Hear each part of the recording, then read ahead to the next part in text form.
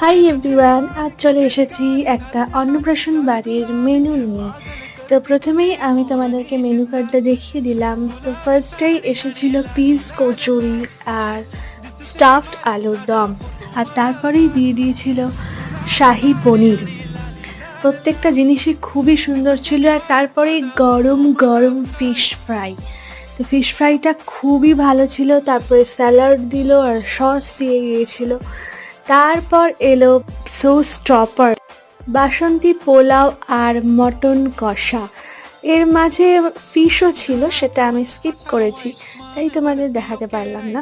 আর তারপরেই দিয়ে দিয়েছিল আনারসের চাটনি আর পাঁপড়, আর এটা ছিল ফ্রুট কাস্টার্ড।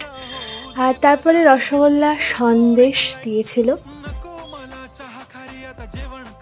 আর শেষ পাতে আইসক্রিম।